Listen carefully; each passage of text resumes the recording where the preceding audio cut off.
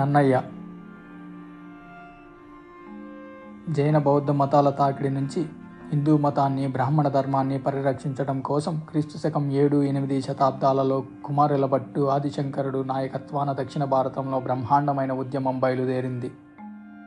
ఈ ఉద్యమం సాహితీ రంగంలో నన్నయ్య, తిక్కన్న, ఎర్రాప్రగడల భారతాంధ్రీకరణకు దారితీసింది. తూర్పు చాళుక్య వంశానికి చెందిన రాజరాజ నరేంద్రుడు రాజమండ్రిని రాజధానిగా చేసుకొని క్రీస్తుశకం 1022 నుండి 1063 వరకు పాలించాడు. ఇతని అండదండలతో వైదిక మతోద్ధరణకు పూనుకొన్న నన్నయ్య సంస్కృత భారతాన్ని ఆంధ్ర భాషలోకి అనువదించ సిద్ధమయ్యాడు. అవిరళ జప హోమ తత్పరుడు, సంహితాభ్యాసుడు, కులబ్రాహ్మడు అయిన నన్నయ్యను సమస్త వర్ణాశ్రమ ధర్మ ప్రతిపాదితమై పంచమ వేదమైన భారతాన్ని ఆంధ్ర భాషలోకి తెలుగీకించమని రాజరాజ నరేంద్రుడు కోరాడని నన్నయ్య తన అనువాదంలో రాసుకున్నాడు. అంచేత నన్నయ్య భారత అనువాదానికి మూల ప్రయోజనం వైదిక ధర్మ పునరుద్ధరణ, వర్ణ వ్యవస్థను తిరగదోడటం మినహా మరే ప్రయోజనమూ లేదు. సాధారణంగా మన కవి పండిత విమర్శకులు నన్నయ్యను ఆదికవిగా చెబుతుంటారు. వాస్తవానికి నన్నయ్య ఆదికవి కాదు, సోమకవి కాదు. విష్ణుకుండనీల కాలంలో జీవించిన గుణస్వామి జనాశ్రయ చందో విచిత్తి అనే గ్రంథం రాశాడు.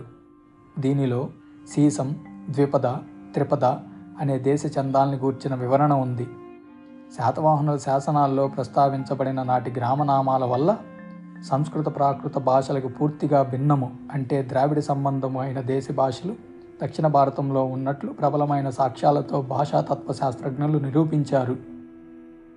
అంచేత నన్నయ్యకి పూర్వం తెలుగు భాష లేదని, నన్నయ్యే ఆదికవి అని చెప్పటం కన్నా పచ్చి అబద్ధం మరొకటి లేదు.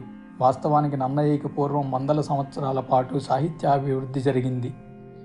దేశీయ భాషలకు చెందిన ఈ సమస్త సాహితీ సంపదను జైన బౌద్ధ మతాల దారుణ విధ్వంసకాండలో మన వైదిక పురోహితులే ఉద్దేశపూర్వకంగా దగ్ధం గావించి నన్నయ్యను ఆదికవిగా చేసివేశారు. ఈ రీత్యా నన్నయ్య ఆంధ్ర భారతం ప్రథమ ఆంధ్ర కావ్యం అని అనడం చరిత్రకు ఏమాత్రం న్యాయం చేకూర్చదు. అంచేత నన్నయ్య తొలి తెలుగు కవి అనడం ఏమాత్రం సత్యమూ కాదు.